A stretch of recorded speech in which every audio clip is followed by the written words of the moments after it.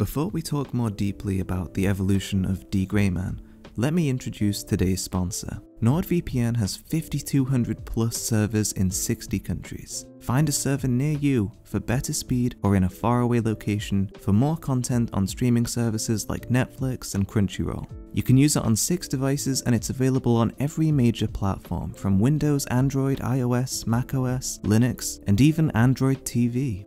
Open the map, click on a location, and you'll be connected in seconds. It's that easy. Click the link in the pinned comment and description below and use the code ALEXEnterprises to get a 2-year subscription plus 4 extra months free, the huge discount. It's risk-free because it's satisfied or refunded for the first 30 days. Thanks NordVPN for sponsoring this video.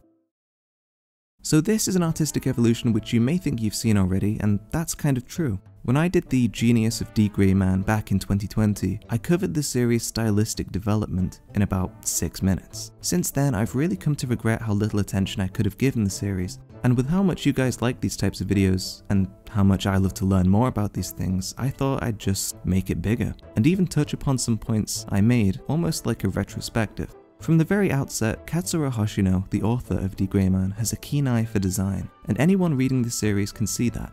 Chapter 1 of the story has this whole haunting aesthetic in an equally gothic setting, whilst juxtaposing this with flashy and fun symbols like stars and love hearts and polka dots. Hoshino attests that this is a purposeful juxtaposition to lighten what would have been otherwise a very dark series. She even plays around with this, as the protagonists are dressed mainly in black, whilst the antagonists look much more colourful and cartoony. This specifically was done to give the main antagonist, the Millennium Earl, an aura like that of a poisonous flower, pleasing to look at but deadly underneath. Her style is one that comes about from redrawing the same panels and images multiple times until it doesn't resemble the original drawing at all. This was something written about in her first art book. She technically started development of the series in very much the same way as Eiichiro Oda with One Piece. This is to say, she started D-Greyman with a one-shot filled with characters that look and act just like the ones in the main story, but are all pretty much just prototypes. We can see a much more gaunt and deceptive Millennium Earl, a female Alan called Robin, a blonde Lena Lee, and even Marion Cross. The style of drawing itself, having been done about 2 years before the start of the main series, is expectedly a little more rough around the edges. This series was called Zone, for anyone wondering.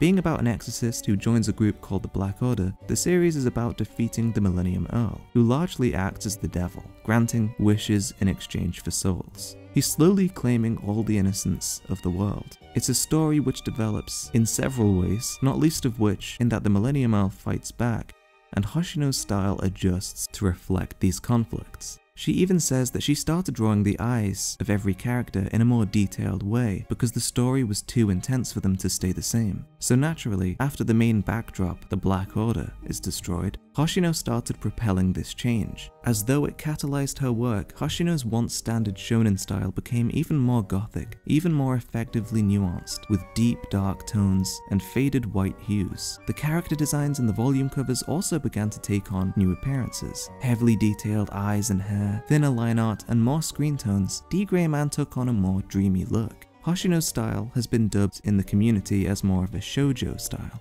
Shoujo is manga geared towards a more female demographic as shonen is to male. Characters became more slender, more emotive, and developed in a way that reminds me of JoJo's Bizarre Adventure and Hirohiko Araki's fondness for fashion magazines, and a continual evolution away from the hunky, Fist of the North Star bodies that dominated the 80s and started off JoJo's style. Here, Hoshino seems to take the more emotive parts of shoujo art styles and spreads them throughout the manga to convey emotions without telling us. Additionally, Hoshino has said that later in the manga, Bleach became a massive source of inspiration to her and allowed her to add more of the details that she was looking for. This explains a lot when you look at Bleach's own evolution, which similarly shifted from a youthful-looking series to that of a more striking, jagged line art. It's a strength that she does through storyboarding. In more modern chapters, there is a decrease in actual dialogue bubbles, due in part to this strength. Hoshino is such a great visual designer because she always delivers upon tone and emotion largely with her own drawing ability by itself. The end result is a really majestic series that uniquely elevates itself by lending techniques from different genres to further its own. In her other works, you can see where her main skills shine the brightest. As character designer for Valvrave the Liberator, the uniforms, armors, and mechs display that same elegant style that instantly signifies her watermark.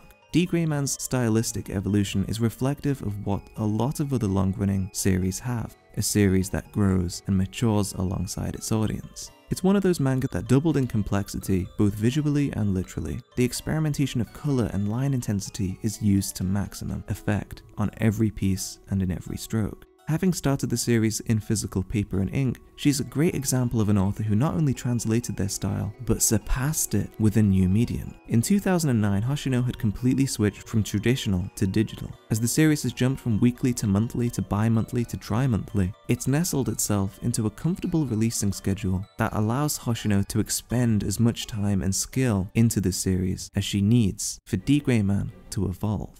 The designs of the Akuma and the Noah are really well distinguished from one another, with bold and significant style changes as the ranks go up. The loose and almost mechanical structure of the lower level Akuma are telling of their simplicity when used to attack. The more anatomically human appearance of the level 2 and 3 Akuma are creepy in that they resemble skeletal and even corpse-like figures, simpler in design, simpler in power. The level 4 Akuma, however, are disturbingly drawn in a way that makes them look almost infantile and human-like, but in such a way that it purposefully borders the uncanny valley, complexity to connote power. In fact, all of the villains are greatly exclusive to each other. Taking a spin off the British aristocrat, she makes the clothing and style of characters like Tiki Mick, the Millennium Earl, and Road Camelot so fun and original.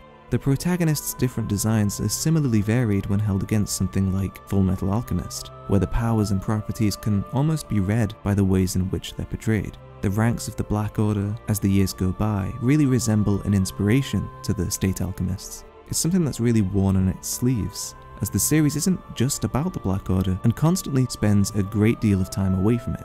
Some people have thrown allegations of plagiarism Hoshino's way, and first of all, it's really not plagiarism, to just get that out of the way. But to take inspiration from something and create something similar but distinctly different is what makes art so great. Borrowing, lending different styles, and making spins off of designs should be encouraged and not dissuaded. Going down the route of strict copyright leads to things just not getting created at all. The aesthetics of the clothing in the series is like seeing everything through a Halloween-styled lens. As I said before, it's uninvasive and it doesn't make anything seem tacky, but it's just there on a surface level. Since I made that first artistic evolution chapter in The Genius of D. Greyman, Katsura Hoshino has thankfully reinstated Instagram and restored her social media.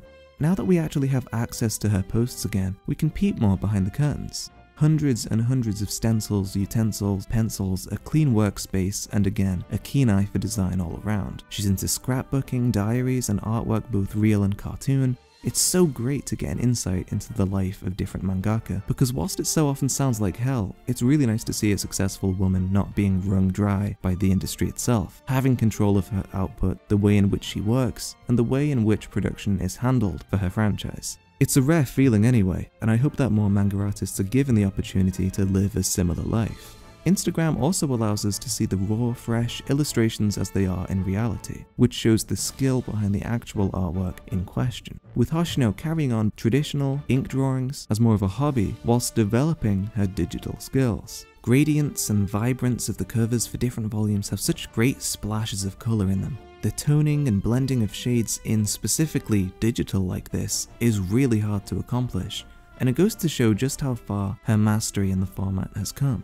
We really don't need to look further than the fact that this series has 2 art books, released during 2 different exhibitions, to see that Hoshino loves drawing and making these images just as much as the fanbase loves to see it. The lives of these mangaka are so unique from each other and so interesting to see with regards to perspective, because you'd think that the manga industry being the machine that it is, there'd be this collective type of person working within it, but it's actually really unique how different they are, each and every one of them, and almost enriches the work that they produce when you come to learn more about them. Hoshino's is one of the most surprisingly uplifting that I've told so far. Thanks to my patrons. If you're a patron, you get early access to my videos that are unmonetized, and without sponsor segments included. If you liked the video, be sure to like and subscribe for more. Everyone else, thanks for watching and have a good night.